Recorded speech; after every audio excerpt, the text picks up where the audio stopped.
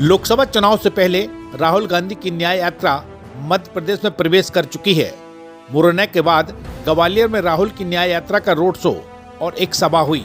इस दौरान राहुल गांधी अपनी खुली जीप पर अलग अलग समाज के युवाओं को बुलाकर उनसे संवाद करते नजर आए। साथ ही जातिगत जनगणना के मुद्दे पर फोकस करते हुए केंद्र सरकार पर निशाना साधा।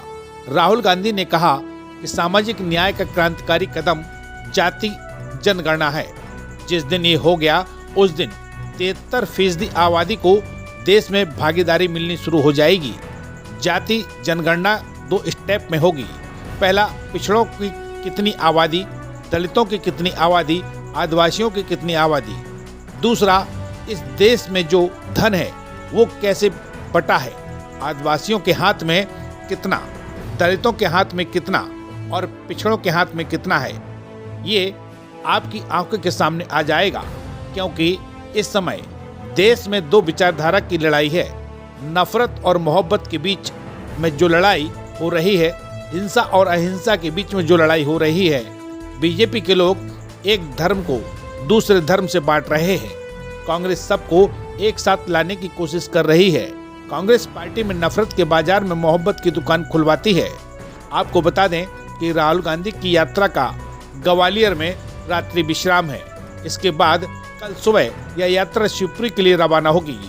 इस दौरान ग्वालियर के बॉर्डर पर रिवाज गार्डन में अग्निवीर पूर्व सैनिकों से संवाद करेंगे। पिछले साल हमने एक यात्रा की कन्याकुमारी से कश्मीर 4000 किलोमीटर, वो भी मध्य प्रदेश से निकली थी। और काफी लोगों ने हमें कहा कि देखिए आपने कन्याकुमारी से कश्मीर तक यात्रा की, मगर बहुत सारे ऐसे स्टेट्स हैं जो रह गए। गुजरात रह गया, बिहार रह गया, असम रह गया, नॉर्थ ईस्ट रह गया, तो आपको दूसरी यात्रा करनी चाहिए।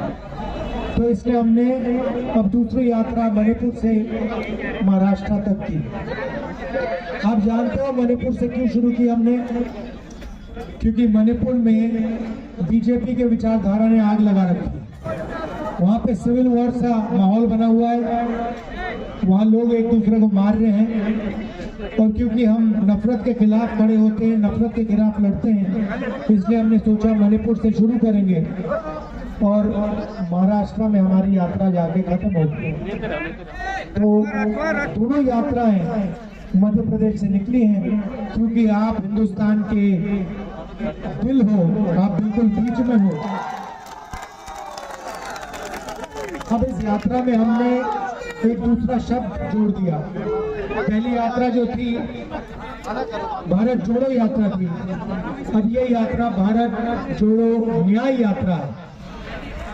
अब इसमें न्याय शब्द हमने क्यों जोड़ा, मैं अगले 5-7 मिनट में आपको बताना चाहता हूँ।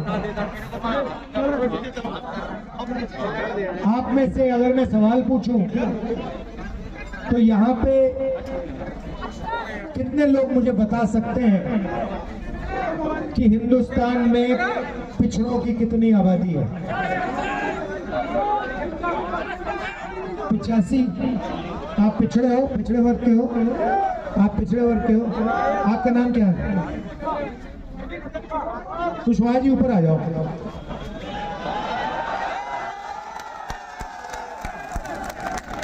कुशवाहा जी ऊपर आ जाओ। आप यादव जी आप भी आ जाओ।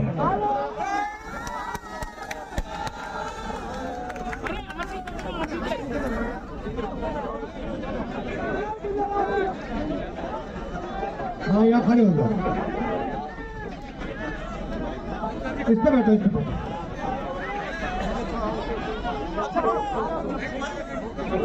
अब यहाँ पे कोई दलित वर्ग का है? आप हो? आपका नाम क्या?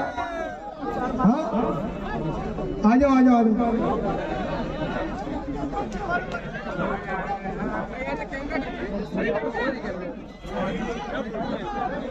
वाल्मीकि समाज का है। आदिवासी यहाँ कोई है? आदिवासी समाज का कोई है यहाँ पे? हाँ, कहाँ है? गौतम जी आ जाइए आप भी। राम जी गौतम जी कहाँ है, आइए।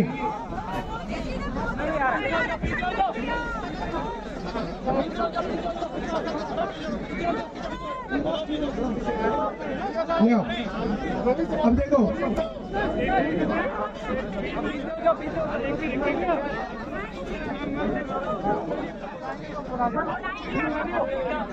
नहीं ठहर जाओ, ये काफी है हमारी। भैया आपका पूरा नाम क्या है? हाँ, रविंद्र कुशवाहा। आपका नाम क्या है? डॉक्टर ML महर। और आपका नाम? यादव जी, केशव सिंह यादव जी। अब देखिए मैंने इनको यहाँ क्यों बिठाया, मैं आपको बताना चाहता हूँ। पिछड़ों की आबादी 55% है, 50 से 55 मान लेते हैं 50 है, ठीक है। कुशवाहा जी आपकी आबादी 50% है हिंदुस्तान में, यादव जी आपकी 50% है, ठीक है। उनकी 15% है, आदिवासियों की 8% है, ठीक है। तो 50, 15 और 8 कितने हुए? 50, 15 और 8 यादव जी कितने हुए? 73 हुए, 73। अच्छा थोड़ा शांत हो जाओ। अब आदिवासी है, आ जाइए। अभी सब होगा, आ जाओ, आदिवासी भी आ जाओ। भैया उनको आने दो।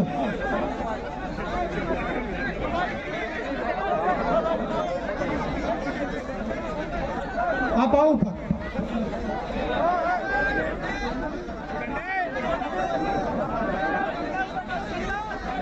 इनका नाम क्या है?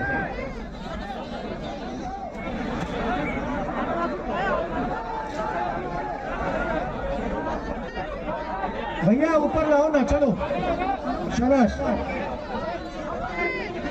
मैं कर रहा हूँ, अभी ठहर जाओ क्योंकि मैं कुछ कह रहा हूँ, अभी डिस्टर्ब मत करो आप लोग। शाबाश, शांत हो जाओ। भैया उनको ऊपर करो।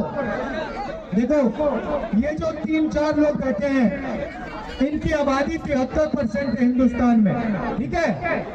73%, समझे। अब कुशवाहा जी मुझे एक बात बताओ, हिंदुस्तान की 200 सबसे बड़ी कंपनियों में उनकी अगर मालिकों की लिस्ट निकाली तो उनमें से आपकी जो 73% की आबादी है, आप कुशवाहा हो, आप यादव हो, महौर है, क्या माझी, ये तो आप में से 200 जो सबसे बड़ी कंपनियां हैं, उनके मालिकों में से आपके कितने? जोर से बोलो, कितने? तो 200 सबसे बड़ी कंपनियों में ना एक पिछड़ा मालिक, ना एक दलित मालिक, ना एक आदिवासी मालिक, 73% का एक मालिक नहीं। ठीक है, आप बताओ मैनेजमेंट में कितने आपके लोग? क्षेत्र की ऐसी छोटी बड़ी खबरें देखने के लिए जनपहन न्यूज चैनल को YouTube पर अभी कीजिए सब्सक्राइब और रहिए खबरों से अपडेट।